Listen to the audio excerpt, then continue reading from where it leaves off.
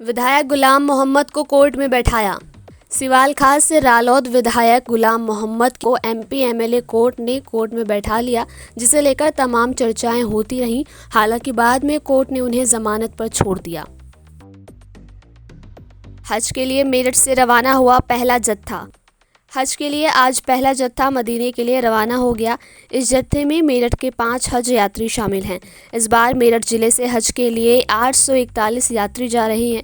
11 और 12 मई को 100 यात्री जाएंगे। हज पर जाने वाले लगभग सभी यात्रियों का टीकाकरण और उनका प्रशिक्षण हो चुका है। केवल 7 ऐसे लोग बचे थे जिनका टीकाकरण किन्हीं कारणों से नहीं हो पाया था।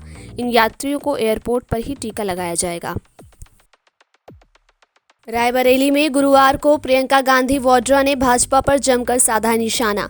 कहा, मैं आपको बार बार बता रही हूं, असदुद्दीन ओवैसी सीधे तौर पर बीजेपी के साथ मिलकर काम कर रहे हैं। मैं बार बार आपको यही कह रही हूं, असदुद्दीन ओवैसी जी सीधा सीधा भाजपा के साथ काम कर रहे हैं। जहां जहां भाजपा को जरूरत है कि वो किसी को खड़ा कर दे, बाकी पार्टियों को पीछे रखने के लिए वो कर रहे हैं। ये बात बहुत स्पष्ट हो गई है। तेलंगाना के चुनाव में ये बात बहुत स्पष्ट हो गई है।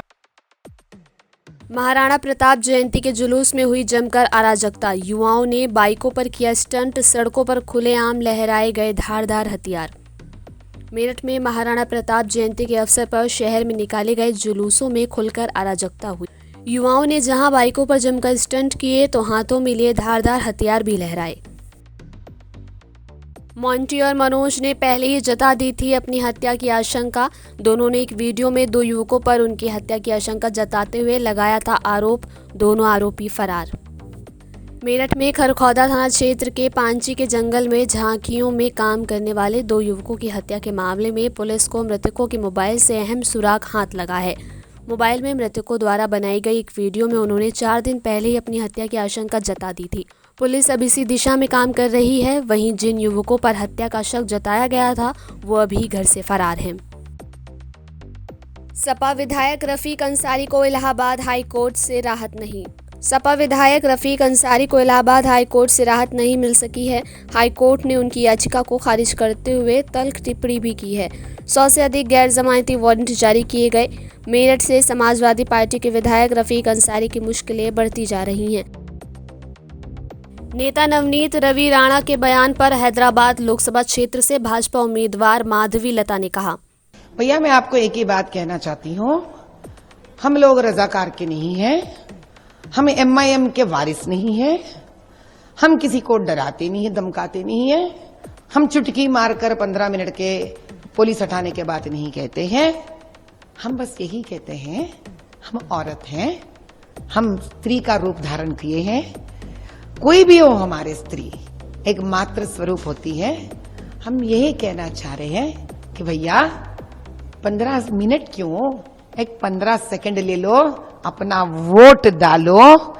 ये जो भड़काऊ भाषण में मत आओ। सबका साथ, सबका विकास और विकसित भारत की ओर जाना है। एक 15 मिनट ही लगेंगे आपको जाके वोट डाल के आने के लिए। ये था उनका कहना। बीएसपी संगठन से हटाए जाने के बाद आकाश आनंद ने तोड़ी चुप्पी। बोले, अपनी अंतिम सांस तक लड़ता रहूंगा। आकाश आनंद ने सोशल मीडिया मंच एक्स पर एक पोस्ट पर कहा, आदरणीय बहन मायावती जी, आप पूरे बहुजन समाज के लिए एक आदर्श हैं। करोड़ों देशवासी आपको पूछते हैं। आपके संघर्षों की वजह से ही आज हमारे समाज को एक ऐसी राजनीतिक ताकत मिली है जिसके बूते बहुजन समाज आज सम्मान से जीना सीख पाया है। आप हमारी सर्वमान्य नेता हैं। आपका आदेश सिर माथे पे। भीम मिशन और अपने समाज के लिए मैं अपनी अंतिम सांस तक लड़ता रहूंगा। जय भीम, जय भारत। बीएसपी ने अपनी दूसरी लिस्ट में 2 उम्मीदवारों के नाम का ऐलान किया है। पार्टी ने कुशीनगर सीट से शुभ नारायण चौहान और देवरिया सीट से संदेश यादव उर्फ मिस्टर को अपना उम्मीदवार बनाया है। हालांकि इंडिया गठबंधन और एनडीए ने इन दोनों ही सीटों पर पहले ही उम्मीदवारों के नाम का ऐलान कर दिया है। पत्नी ने ही प्रेमी के साथ की थी नेत्रहीन पति की हत्या। पति के मरने के बाद उसकी नौकरी पाकर प्रेमी से शादी करना चाहती थी हत्यारी पत्नी। मेरठ के जाने खुर्द में नेत्रहीन पति की नौकरी पाकर प्रेमी से शादी करने के सपने देखने वाली पूनम और उसका प्रेमी बुधवार को जेल की सलाखों के पीछे पहुंच गए। पूनम अपने प्रेमी के साथ मिलकर 5 साल से नरेंद्र को रास्ते से हटाने की फिराक में थी। पुलिस ने इस सनसनीखेज हत्याकांड का खुलासा कर दिया।